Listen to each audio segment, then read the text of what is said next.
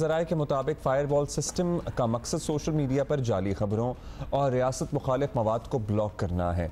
अब इस filtering system के लिए तरक्याती बजट में 30 अरब रुपए से ज़ायद रकम भी रखी गई है। मतलब ये टैक्स पेयर का पैसा है ना, 30 अरब रुपए किसी काम में खर्च हो रहे हैं, लेकिन पता नहीं है किसी को कि एग्जैक्टली हो क्या रहा है। जाली खबरों और रियासत मुखालिफ प्रोपेगेंडे का कोई हामी नहीं है। हम पहले भी ये बात करते रहे हैं, हमारा कॉन्स्टेंट ये मौक़िफ़ रहा है कि ना जाली खबरों की कोई गुंजाइश होनी चाहिए, ना ही रियासत मुखालिफ एजेंडे की कोई गुंजाइश होनी चाहिए। लेकिन ये जो भी सिस्टम आप तनसीब कर रहे हैं, इसमें सिविल सोसाइटी, सहाफ़ती हलकों को थोड़ा सा कोई एतमाद में ले लें। बहुत से खदशात इससे जन्म लेते हैं। ऐसा ना हो कि हुकूमत जाली खबरों की आड़ में सियासी मुखालिफिन के खिलाफ इंतकामी कार्रवाइयाँ शुरू कर दे। ये खतरा हमेशा मंडलाता है। या फिर जो जायज़ तनकीद हो रही है हुकूमत के ऊपर, वो आवाज़ बंद करने की कोशिश करे, क्योंकि इससे जमहूरी आज़ादियाँ मुतासर होती हैं। तो फिर अगर हर किस्म की आवाज़, मुझे पसंद नहीं है आपकी आवाज़, आप सच बोल रहे हैं लेकिन चूंकि मुझे पसंद नहीं है मैं आपकी आवाज़ बंद कर दूंगा, तो फिर क्या आवाज़ आएगी इस माशरे में? तो नहीं आनी चाहिए ना। तो आप समझ नहीं रहे बात को। एनीवे, हम जरा और पर्सपेक्टिव लेते हैं। सीनियर सहाफ़ी उमर चीमा हमारे साथ हैं। उमर चीमा, वैसे तो हर चीज़ की कंपैरिजन विद द वेस्ट होता है कि जी वेस्ट में भी तो ये हो रहा है तो हमारे यहाँ भी हो गया, तो क्या है ये चीज़ जो है ये किसी और दुनिया के मुल्क के साथ इसका कंपैरिजन नहीं किया जा सकता। इंटरनेट ऑब्वियसली स्लो होने की वजह बिल्कुल सामने आ गई और वही फायर वॉल वाला चक्कर है, और वो अब इन्होंने बता भी दिया है। तो अब बुनियादी सवाल ये है कि जो सब हो रहा है ये किस कायदे कानून के तहत हो रहा है, ये हम जानना चाहते हैं। और इससे जो हासिल किया जाएगा उसके बाद कौन सा कानून हरकत में आएगा, ये कंफ्यूजन है सारी। तो क्या ये सब वही पीका की छतरी के नीचे सब कुछ हो रहा है या कुछ और बन रही है चीज़? कोई चीज़ें अभी वजाहत तलब हैं। जैसे देखें कि जो बजट की अप्रूवल है वो मिनिस्ट्री ऑफ इंफॉर्मेशन टेक्नोलॉजी के लिए थी। उनसे पैसे लिए गए, आगे ख़रीदने वाले, उसको फंक्शनल करने वाले, आगे उसके लिए वेंडर्स हायर करने वाले, वो कोई और महकमा था।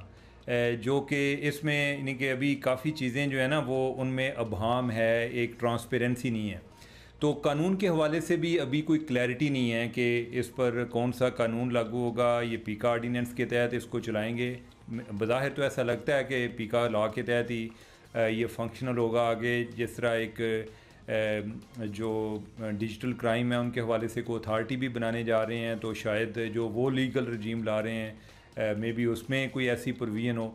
तो ये एक नया सिस्टम है और इसमें जिस तरह मुख्तलिफ़ इदारे इन्वॉल्व हैं और कोई वजाहत से चीज़ें नज़र नहीं आ रही कि किसने क्या काम करना है। तो ये भी चीज़, इस पर भी अभी एक अबहम पाया जाता है। अच्छा चीमा साहब, अब अगर हुक्काम ऐसा पूरा इंतज़ाम ला चुके हैं और सब कुछ मॉनिटर होगा और मुतनाज़िम मवाद फौरी ब्लॉक भी हो जाएगा, तो फिर तो मसला हल हो गया ना। तो फिर ये समझा जाए कि निज़ाम जब मुकम्मल नाफिज हो जाएगा तो उसके बाद हमारा एक्स भी खुल जाएगा, कोई पाबंदी भी नहीं रहेगी, सब कुछ नॉर्मल हो जाएगा।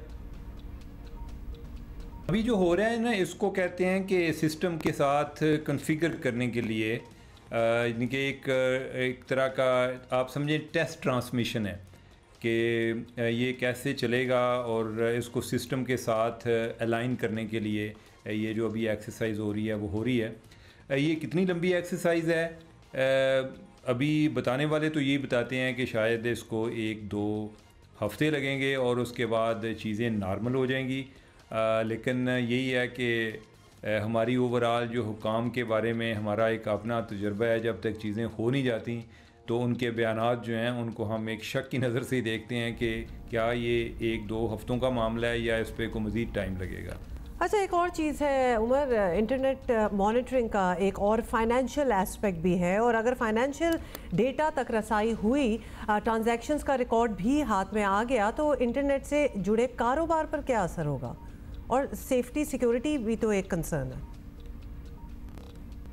जहाँ तक ये आपने फाइनेंशियल आस्पेक्ट की बात की ना, वो फाइनेंशियल डेटा के अलावा मेरे ख्याल है कि एक और चीज़ के जो लोग इस काम में मुलव्वस हैं, जो इंटरनेट बिजनेसेस में जो उनका इंटरनेट के रिलेटेड बिज़नेस है, वो ओवरऑल उनके ज़हन में तहफ़्फ़ुज़ात मौजूद रहेंगे। जब आपको पता चले कि आप मॉनिटर किए जाते हैं, मॉनिटर किए जा सकते हैं, या कोई ऐसा सिस्टम है कि जो आपकी सर्विलेंस करे, तो इसका एक इम्पेक्ट तो आता है कि यहाँ चीज़ें इतनी ट्रांसपेरेंट नहीं हैं, या इधर जो बिग ब्रदर वाला कॉन्सेप्ट है कि जो हर टाइम आपको वॉच कर रहा है, वो वाली उससे कोई बिजनेसेस जो हैं वो भी एक डिस्करेज भी होते हैं, और जो एक ग्लोबल लेवल पर ट्रांजैक्शंस हैं उन पर कोई इम्पेक्ट आ सकता है। ये इस तरह के जो तहफ़्फ़ुज़ात हैं उनको किस हद तक दूर कर सकते हैं, ये वक्त बताएगा। ओवरऑल जो हमारी कैपेसिटी है इस तरह के कामों के लिए, कोई माजी से अगर कोई सबक लें तो कोई इतनी अच्छी नहीं है। शुक्रिया चीमा साहब आपका। लेट्स सी क्या होता है।